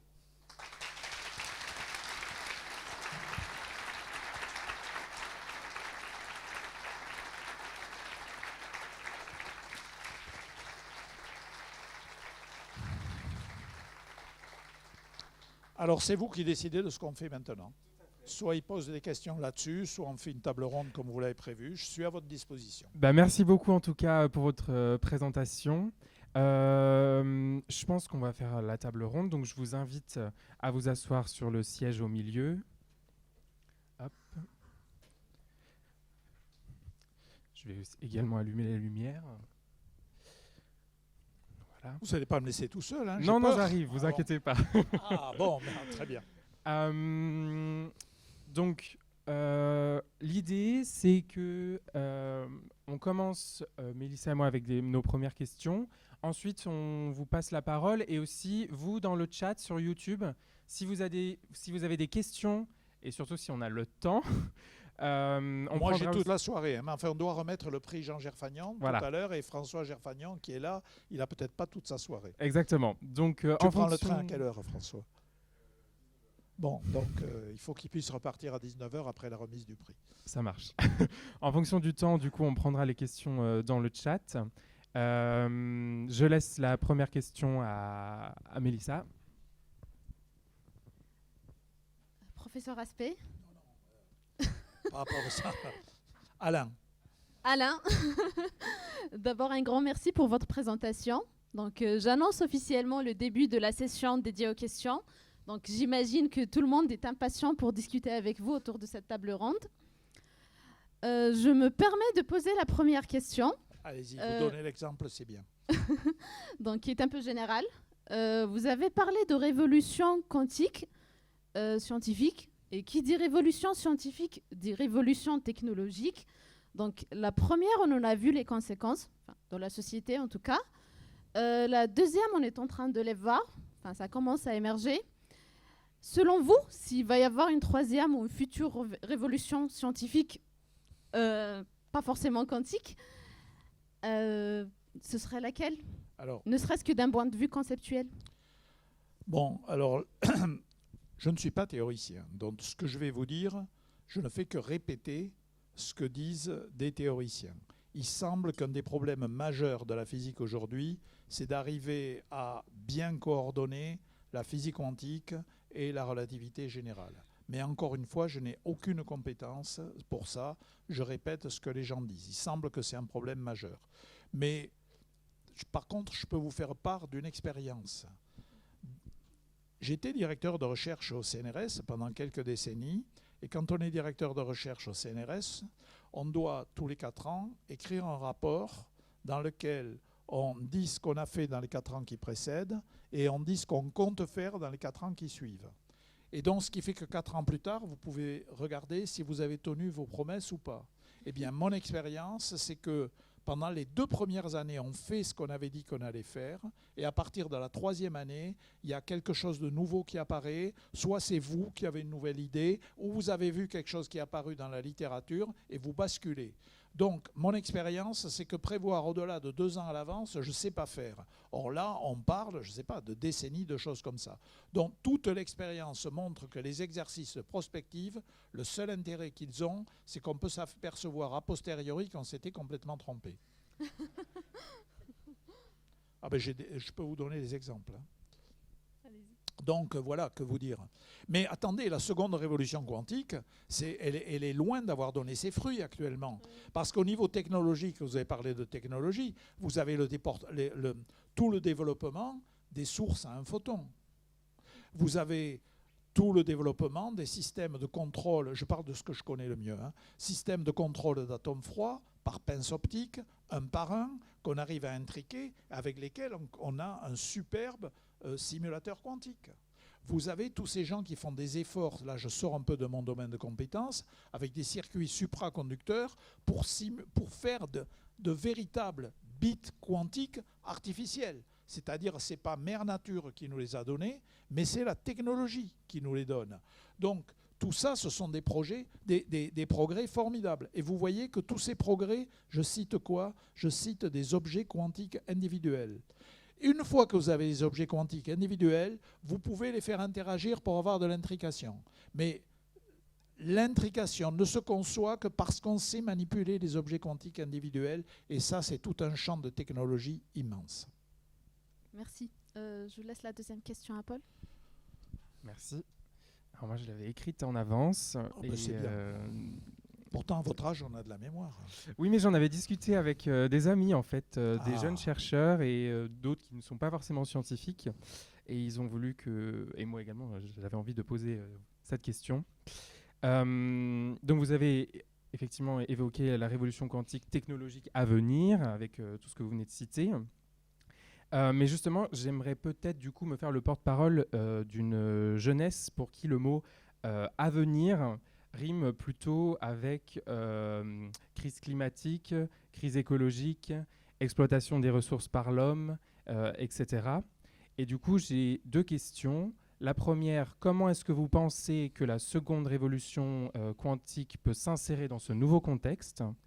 Et aussi, de manière plus générale, qu'est-ce que vous avez envie de dire à ces jeunes qui parfois pensent que le mot « avenir » est plus synonyme d'angoisse que de joie Alors, ce sont 2 questions importantes. Et si on avait préparé ensemble, je vous ai suggéré ces questions. Donc, je vous remercie. Ce n'est pas du tout préparé, mais je vous remercie de les poser. Alors, à la deuxième question, je veux vraiment répondre à vous qui êtes étudiants, mais même aux lycéens. Vous ne répondrez pas aux problèmes de la planète contre la science. Vous y répondrez en apprenant la science qui vous intéresse, que vous pensez être la plus utile, et en utilisant cette science pour vous attaquer aux problèmes que vous estimez les plus importants. Maintenant, la première question que vous avez posée, la seconde révolution quantique, qu'est-ce qu'elle peut apporter à ce problème? Eh bien, j'aime bien répondre à la chose suivante. On parle beaucoup d'avantages quantiques. L'avantage quantique, tel que vous en entendez parler partout, y compris par les Amazon, Google, IBM et compagnie, mais dans la presse, ça consiste à dire, et moi-même tout à l'heure je l'ai fait, on va pouvoir, avec un ordinateur quantique, calculer des choses qu'on ne pourrait pas calculer avec un ordinateur classique. Donc, puissance de calcul beaucoup plus grande. Ça, c'est un premier point de vue. Mais il y a un deuxième point de vue qui, je pense, mérite d'être regardé en détail, parce que les ordres de grandeur montrent que, eh bien, il n'est pas déraisonnable. C'est de se dire qu'avec un ordinateur quantique, je vais pouvoir faire les mêmes calculs que ce que vous pouvez faire avec un HPC, High Performance Computer, en dépensant beaucoup moins de puissance électrique. Donc, loin de penser que l'ordinateur quantique va demander encore plus de ressources. Moi, j'ai l'espoir que l'ordinateur quantique, au contraire, soit capable de dire on va arriver à faire la même chose avec moins de ressources. Donc, c'est une façon de répondre. Et en tout cas, je pense que chez les jeunes qui s'intéressent à ce domaine, c'est une façon d'attaquer le problème qui peut les intéresser, qui mérite d'être creusée. Merci beaucoup pour votre réponse. Je pense qu'on ne va pas monopoliser la parole, Mélissa et moi, pour les questions. On va vous proposer de répondre aux questions maintenant. Dans le chat, on va aussi regarder vos questions. Adam, tu as déjà le micro, super. Donc, allez-y, posez vos questions, que ce soit sur la présentation ou de manière plus large, comme on vient de le faire avec Mélissa. Si vous voulez poser des questions aussi sur le Nobel, voilà, allez-y. Et ne soyez pas timide. Voilà, il y en a là-bas. Ah, c'est toi. Oh. Non, mais on a dit les jeunes. C'est vrai, je reconnais. Quand tu parles d'ordinateur quantique parfait, la perfection, il y aura toujours des petits défauts. Ça serait à quel niveau de perfection que tu mets là-bas? Et puis de toute façon, tu as dit qu'il faut quelques dizaines d'années. Entre les iniquités Bell et puis tes manipes de 82, il y a quand même quelques dizaines d'années qui sont passées. Oui. Alors, je réponds essentiellement à ta première question. Il est clair que la perfection n'est pas de ce monde, mais en informatique, c'est quelque chose qui est connu depuis très longtemps. Les bits classiques ne sont pas parfaits non plus. Donc, qu'est-ce qu'on fait? On met de la redondance. On code sur 3 bits une information. Et donc, après, il y a un vote majoritaire. On prend, si les 3 sont d'accord, c'est parfait. Si les 3 ne sont pas d'accord, on prend les 2 qui donnent le même résultat. L'expérience montre que ça marche. Ça s'appelle la correction d'erreur. On peut faire la même chose avec les bits quantiques. C'est-à-dire que si on a des bits quantiques imparfaits, on peut en mettre un certain nombre et avec ça, on va arriver finalement à faire l'équivalent d'un bit quantique parfait. Mais il y a un léger problème. Et le problème est le suivant, c'est que le coût est absolument gigantesque. C'est-à-dire si on prend les meilleurs qubits que l'on sache faire à l'heure actuelle, et qu'avec ces qubits, on essaie de faire un bit quantique parfait, il en faut entre 1000 et 10 000. Donc quand on vous dit il suffit d'avoir 100 qubits quantiques parfaits pour avoir le jackpot, eh bien, d'après ce qu'on voit aujourd'hui, il faudrait donc 1 million de qubits excellents, les meilleurs qu'on sait faire aujourd'hui. Personne ne voit comment on est capable d'avoir ça. Mais attention, il ne faut pas sous-estimer la possibilité d'avoir des bonnes surprises. Alors, il y a plusieurs sortes de bonnes surprises qu'on peut avoir. On peut trouver des qubits qui soient bien meilleurs que ceux qu'on a, et en particulier qui soient immunes à la décohérence. Alors, l'argument un peu générique est le suivant. L'espace de Hilbert, pour les bits intriqués, est tellement gigantesque, ça dépasse notre imagination à tous, est tellement gigantesque qu'on ne peut pas exclure qu'il y a un petit coin dans l'espace de Hilbert où on ait des qubits qui sont immunes à la décohérence. Donc c'est les efforts des gens qui essaient de développer des qubits topologiques, etc. Ça, c'est une première chose. D'autre part, il ne faut pas sous-estimer l'inventivité des gens qui font, je dirais, des mathématiques appliquées à ce genre de problème. Je suis assez vieux pour avoir connu l'époque où quand on voulait faire une transformée de Fourier avec un ordinateur, on le faisait bêtement, c'est-à-dire en reproduisant les équations que nous utilisons. Et les équations que nous utilisons, ça veut dire que le temps de calcul est proportionnel au carré du nombre de points. Donc si vous voulez une transformée de Fourier à 10 puissance 6 points, il faut faire 10 puissance 12 calculs. Et donc, le centre de calcul le plus performant du CNRS, au début des années 1970, mettait 24 heures pour faire le calcul. Aujourd'hui, les transformées de Fourier se font en cliquant. Alors vous allez me dire, les ordinateurs sont plus puissants. Ce n'est pas ça la raison fondamentale. La raison fondamentale, c'est que vous avez des mathématiciens géniaux qui ont réussi à remplacer l'algorithme bête par un algorithme dit de transformée de Fourier rapide, phase Fourier transform, où vous pouvez montrer que le temps de calcul croît non pas comme n au carré, mais comme n log de n. Comme log de n, c'est quelques unités, grosso modo, c'est comme n. Donc, on est passé de 10 puissance 12 à 10 puissance 6 ou 10 puissance 7. Eh bien, je crois qu'il ne faut pas sous-estimer la capacité des gens qui font de l'informatique quantique théorique à inventer des façons d'agencer entre eux les qubits imparfaits pour trouver des codes de correction d'erreur beaucoup moins chers en termes de nombre de bits réels disponibles. Parce que si on pouvait faire de la redondance sur 10 qubits, ça deviendrait vraiment intéressant, parce que 1000 qubits, pratiquement on a ça aujourd'hui. Alors il faudrait un petit peu améliorer leur qualité, mais on n'en serait pas loin. Donc je crois que, pour répondre à Thierry, voilà, j'ai donné le paysage, je ne fais aucun pronostic sur ce qui va se passer.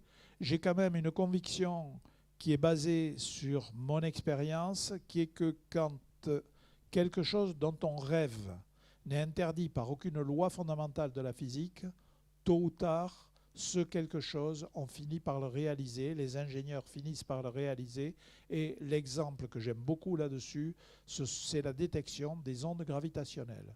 À la fin des années 1980, il y a des fous qui sont venus nous dire qu'on allait construire des interféromètres plusieurs kilomètres de long et qu'on serait capable de regarder un mouvement du miroir de l'ordre de la taille du noyau atomique, pas de l'atome, du noyau atomique. Eh bien, 30 ans après, ça a été fait. Donc, et moi, j'avais appartenu à des commissions à l'époque, et j'avais en particulier utilisé l'argument « je ne connais aucune loi de la physique qui dit que ce n'est pas possible, donc je soutiens l'idée qu'on doit les financer ».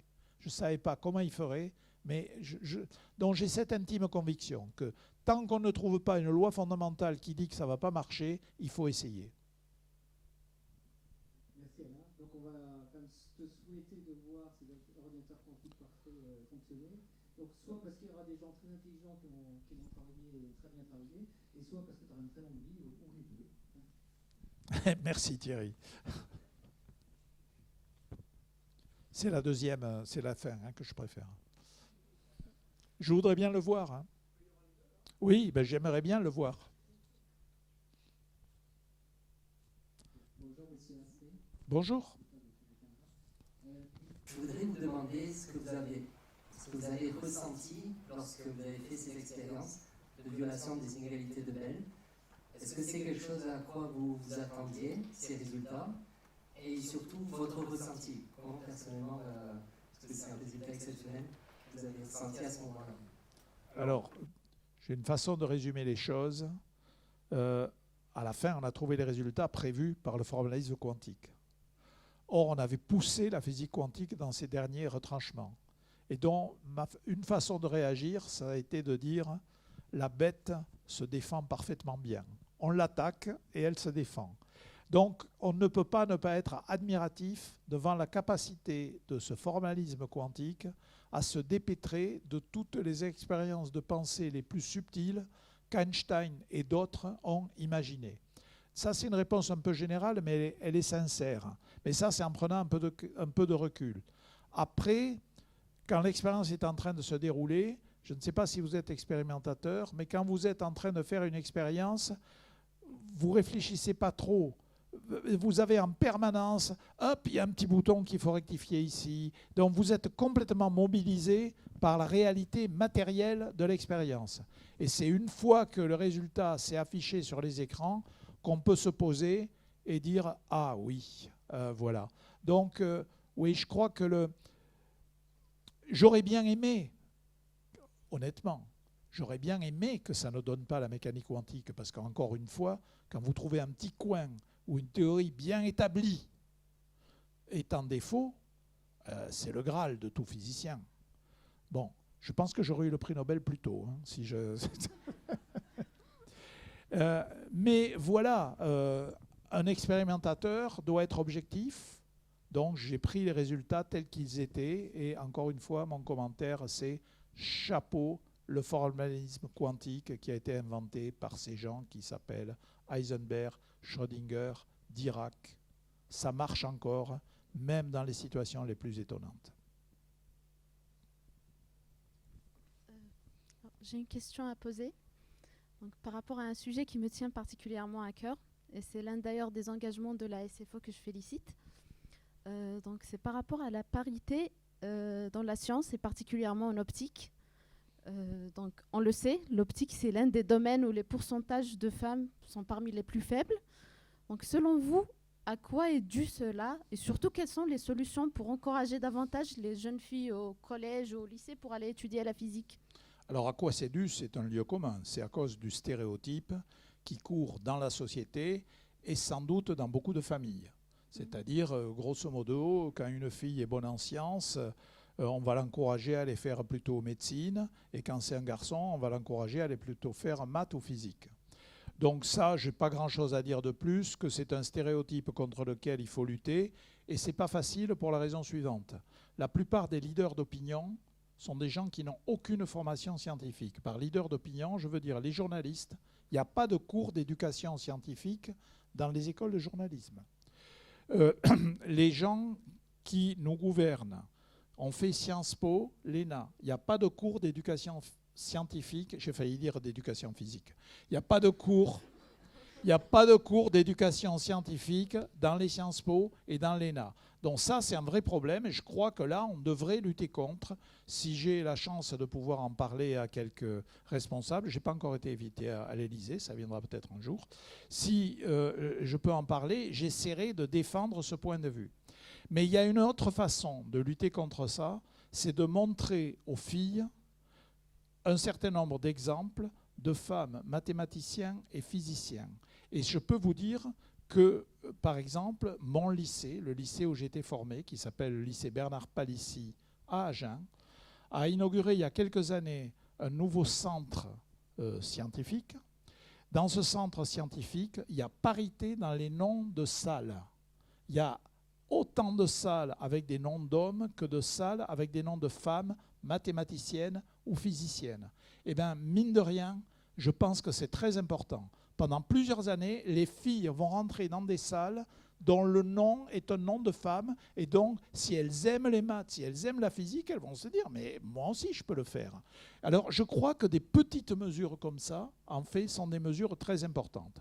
Mais la mesure maximale, enfin, la meilleure, ce serait quand même d'arriver à convaincre les journalistes d'arrêter de se glorifier en disant « Ah, mais vous savez, moi, hein, quand j'étais au lycée, j'étais nul en maths, j'étais nul en physique. » Il n'y a rien qui m'énerve plus. D'ailleurs, j'en ai agressé quelques-uns à ce sujet, quelques-unes à ce sujet.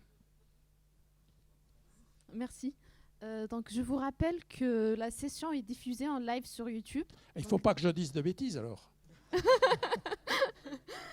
Donc là, je vais vous laisser pour aller voir ce qui se passe dans le chat pour permettre à ceux qui nous suivent en direct de poser des questions. Bon, j'ai vu une question là-bas, non, c'est ça. Bonjour.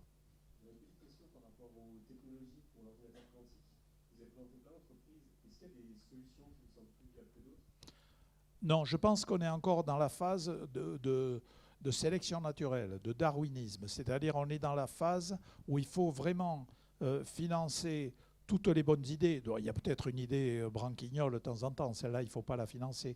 Mais il faut financer toutes les bonnes idées parce que franchement, on ne sait pas s'il y a quelque chose qui va s'imposer. En plus, il y a au moins deux sortes de qubits, si j'ose dire, de races de qubits. Il y a les flying qubits, ceux qu'on ne sait jamais arrêter, les photons, et puis il y a les static qubits, ceux où on peut stocker de façon permanente l'information quantique. On a besoin des deux. Donc je pense que je peux prédire sans risque de me tromper qu'il y aura de toute façon des photons quelque part, ne serait-ce que pour transporter l'information quantique d'un côté à l'autre. En revanche, un ordinateur quantique avec beaucoup de qubits et des photons, ça semble très lointain. Par contre, un ordinateur quantique, ou plutôt une tâche quantique réalisée avec un petit nombre de photons, on y est déjà. Donc vous voyez, je suis en train déjà de vous expliquer pourquoi il y a toutes sortes de choses. Bon, pour ce qui est de l'ordinateur quantique avec des bits quantiques permanents, dans mon domaine, ce qui tient la corde, c'est d'une part les ions et d'autre part les atomes ultra-froids avec des atomes tenus par des pinces, etc. Mais je crois que le domaine est ouvert et je me suis employé avec un certain succès à convaincre des responsables politiques. Par exemple, il y a 5 ans, les responsables de l'Europe me cuisinaient en me disant « Dites-nous quel est le meilleur qubit, on va mettre tout l'argent là-dessus ». Et je leur disais non, non, non, non, non. Et je crois que 5 ans après, on en est encore au même stade. Hein. C'est-à-dire qu'il faut vraiment... Ça va se décanter tout seul. C'est la sélection darwinienne. Hein. À un certain moment, il y a des gens qui vont construire un appareil qui marche mieux que le voisin. Et puis, ça va se régler comme ça.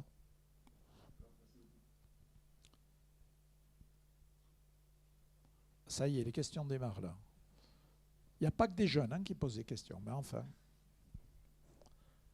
Je ne vais pas le voir.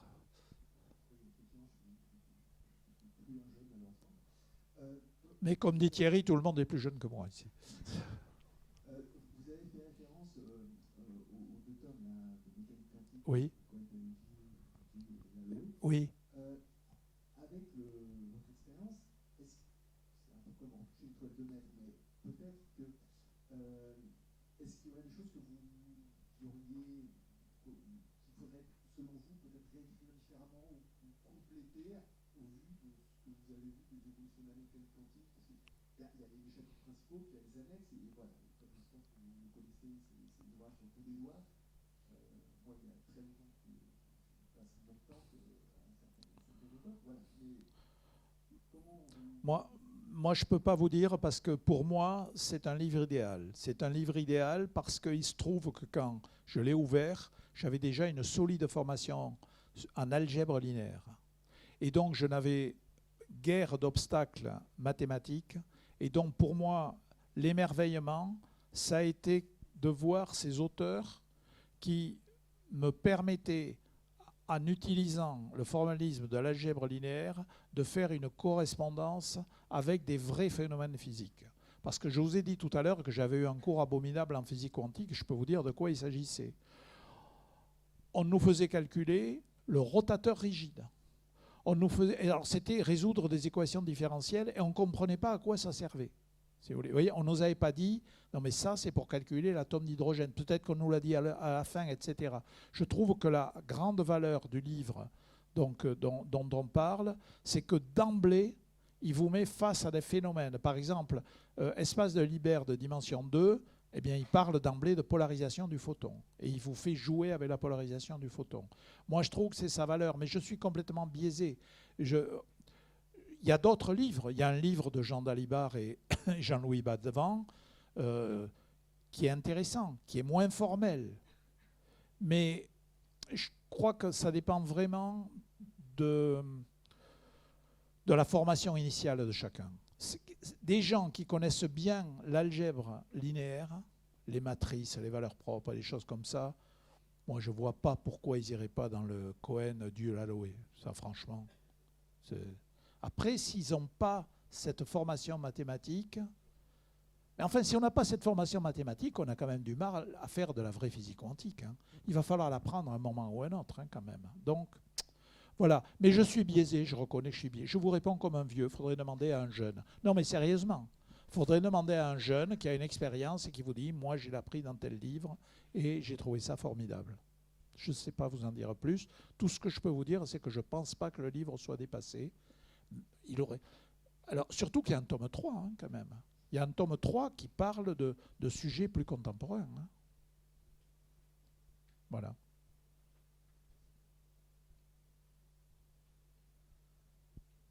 Vous avez expliqué l'importance du point de vue d'Einstein Oui.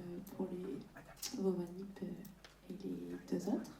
À quel point ça a inspiré Oui. le montage expérimental et de manière générale, comment vous, Clauser et Gisin, vous vous êtes dit on va faire ce montage-là et pas un autre.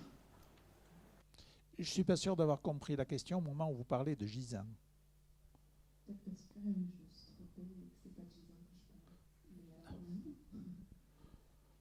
Non, mais attendez, il ne faut pas non plus... j'ai une admiration sans borne pour Einstein, il ne faut pas non plus lui faire dire plus que ce qu'il a dit. Einstein a mis le doigt sur l'intrication. Mais ce n'est pas Einstein qui a dit le caractère le plus extraordinaire de l'intrication, on va le voir avec des objets qui vivent dans un espace à 2 états. La personne qui a fait ça, c'est David Bohm, qui dans les années 50 a transposé le problème d'Einstein, Podolsky et Rosen, il l'a transposé avec des particules de spin and demi qui vivent dans un espace à dimension 2. À partir de là, comme je l'ai dit tout à l'heure, spin and demi, espace à dimension 2, on a exactement la même chose si on a des photons et la polarisation des photons. Donc l'immense mérite d'Einstein, c'est d'avoir montré, d'abord d'avoir trouvé dans le formalisme quantique. Vous savez, il y a une chose qui est absolument merveilleuse en physique. Quand vous avez une grande théorie physique, une vraie théorie physique nouvelle, c'est une théorie qui rend compte de tout ce qu'on connaît, mais surtout, c'est une théorie dans laquelle vous allez trouver des choses qu'on ne connaît pas encore. Vous allez le découvrir dans les solutions et vous allez aller au laboratoire et vous allez l'observer. L'exemple typique de ça, c'est les équations de Maxwell. Les équations de Maxwell résument en 1860-65, résument tout ce qu'on connaît en électricité et en magnétisme. Et Maxwell, dans le même livre où il expose ça, il dit, tiens, c'est quand même curieux, il y a une solution de ces équations, c'est des ondes qui se propagent à 300 000 km par seconde. Or, on sait à l'époque que la lumière se propage à 300 000 km par seconde. Mais vous voyez, personne n'avait jamais vu d'ondes électromagnétiques. C'est Hertz qui, quelques années plus tard, à partir de l'étude des équations de Maxwell, va arriver à en produire des artificiels. Mais déjà, ils avaient l'idée que la lumière en était. Donc, si vous voulez, le raisonnement d'Einstein, Podolsky et Rosen s'inscrit dans cette ligne. Vous avez un formalisme de la physique quantique qui décrit un certain nombre de choses que l'on connaît déjà, mais qui est ouvert à de nombreuses choses qu'on ne connaît pas encore. Une façon de présenter les choses, c'est de dire que c'est une équation aux dérivées partielles, et on sait bien que les équations aux dérivées partielles ont une infinité de solutions. C'est une façon de présenter les choses. Donc ils découvrent quelque chose de particulier qui est l'intrication. Et ils disent, ça quand même, c'est un peu fort de café, si j'ose dire. Ils ne le disent pas comme ça, mais ils disent, ça c'est quand même un peu fort. Et surtout, ce qu'ils comprennent, c'est que cette intrication, si on croit le formalisme, survit à l'éloignement. Parce que il faut que vous sachiez qu'à l'époque où ils introduisent l'intrication, donc en 1935, on sait déjà que pour décrire l'état fondamental de l'atome d'hélium, où vous avez 2 électrons, eh bien l'état qu'il faut utiliser, c'est un état comme ça, qui est superposition de 2 trucs. Personne n'a dit c'est extraordinaire, parce que comme c'est microscopique, bon ben voilà, c'est un état parmi d'autres. Mais Einstein, Podolsky et Rosen disent, non mais vous vous rendez compte, même s'ils sont loin l'un de l'autre, vous avez encore le même état. Et c'est là où ils disent, mais non mais c'est pas possible, il faut compléter la mécanique quantique pour arriver à le comprendre. Donc Einstein, son rôle, ça a été d'attirer l'attention sur l'intrication et sur le caractère tellement contre-intuitif lorsqu'on considère de l'intrication avec des particules éloignées l'une de l'autre. Et ce que je peux vous dire, pour partager mon expérience personnelle, c'est que quand j'ai lu l'article de John Bell, mais qui ne faisait que retranscrire le raisonnement d'Einstein, Podolsky et Rosen, c'est ce qui m'a immédiatement frappé. C'est-à-dire, c'est le fait que ça devait survivre à distance. Et moi, distance dans ma tête, quand je lisais Einstein, ça voulait dire distant dans l'espace-temps, c'est-à-dire séparé par un intervalle du genre espace, c'est-à-dire qu'aucun signal ne peut connecter les 2 côtés, sauf à aller plus vite que la lumière. Donc dès que j'ai lu l'article, j'ai pensé que c'était ça le caractère le plus extraordinaire, et c'est ça que je voulais faire, et c'est ça que j'ai fait. Donc pour répondre à votre question, oui, Einstein joue un rôle énorme, mais ce n'est pas lui qui a dit quelle expérience il fallait faire. J'ai une question du chat. Ah, Christian. Merci. Juste pour revenir sur la technologie quantique émergente, vous Oui. avez évoqué les qubits topologiques à un moment donné comme Oui. une des possibilités pour passer à l'échelle. Oui. C'est basé sur quoi? C'est des technologies photoniques? Alors déjà, il faut savoir qu'il y a eu une annonce il y a quelques années d'un qubit topologique en matière condensée, puis après ça a été retiré. Donc c'est quand même un domaine où on est loin d'avoir la réponse. L'idée, c'est d'arriver à faire des états, alors ça a été démontré un peu en optique, l'idée c'est d'arriver à faire des états dont les propriétés sont telles qu'ils sont insensibles à un certain nombre de perturbations. Par exemple, dans le domaine de l'optique, les états topologiques, même si vous avez des centres diffuseurs, la lumière ne va pas être diffusée. Donc, c'est des états qui vont être un peu insensibles aux perturbations. Mais c'est du wishful thinking pour l'instant. Enfin, il y a des théories là-dessus, mais des démonstrations expérimentales, j'en connais pas encore. Ça ne veut pas dire qu'il ne faut pas le faire. Donc, je pense que je vais poser une question du chat et après, malheureusement, on va devoir clôturer la session parce qu'on est déjà légèrement en retard. Ok.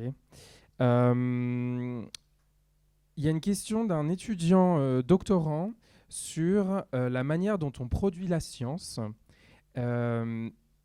J'imagine que cet étudiant critique un petit peu la manière dont on produit de la science actuellement et il demande si vous pouviez penser à quelque chose, à un système meilleur, à quoi ressemblerait-il ? Moi, je crois que le système, il n'est pas si mauvais que ça, qui permet à des gens ayant des positions permanentes, qu'ils soient maîtres de conférences, chargés de recherche au CNRS ou autres, grosso modo, de faire ce qu'ils veulent. Je veux dire, moi, quand j'ai commencé ma recherche, j'avais la chance, c'était un autre monde, j'avais la chance d'avoir un poste titulaire. Tout le monde me disait que ça n'avait aucun intérêt. Ça ne me dérangeait pas, puisque j'avais déjà un salaire à la fin du mois. Et je crois qu'aujourd'hui, on est encore dans cette situation. C'est-à-dire que quand on a un statut de titulaire, que ce soit chargé de recherche, directeur de recherche à plus forte, ou maître de conférence, on peut faire ce qu'on veut. Je crois que la meilleure façon de faire de la science, c'est de laisser les gens faire ce qu'ils ont envie de faire. Je ne parle pas d'application et de technologie, d'émergence de technologie, mais au niveau de l'émergence des idées, je ne connais pas de meilleure méthode que de faire confiance à la créativité des gens. Je suis d'accord. Merci. Ok, une dernière peut-être du coup dans la salle et puis après on clôturera.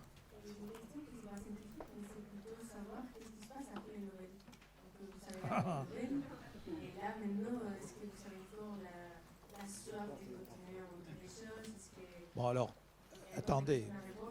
Je ne peux répondre que pour moi qui ai eu le Nobel très tard. Il faut que vous sachiez que je suis directeur de recherche émérite depuis 11 ans. Donc mon activité de recherche, elle a quand même considérablement diminué dans la mesure où, lorsqu'on est émérite, on n'est plus directeur de son groupe de recherche.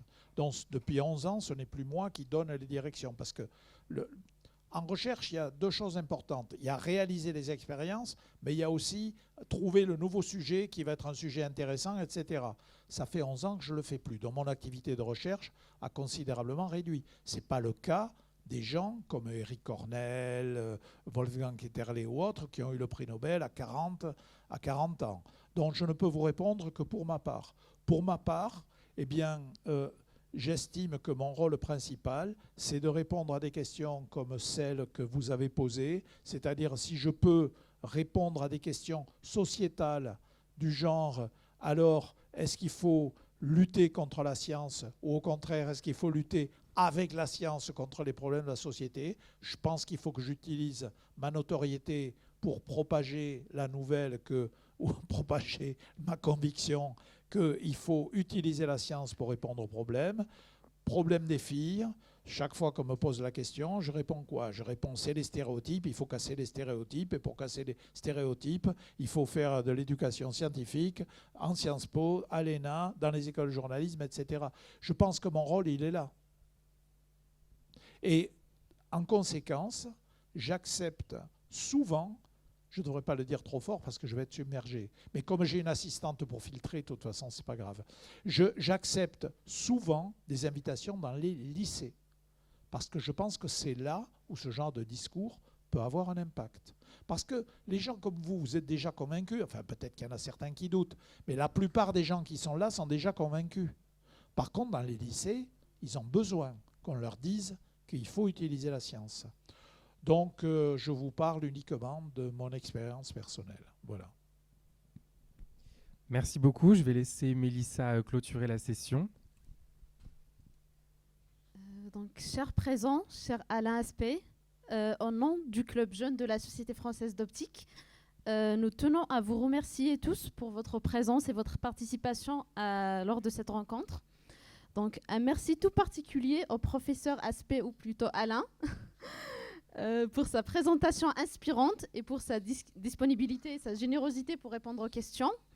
Donc, encore une fois, merci à tous et nous espérons vous retrouver bientôt pour d'autres événements et pour d'autres échanges passionnants.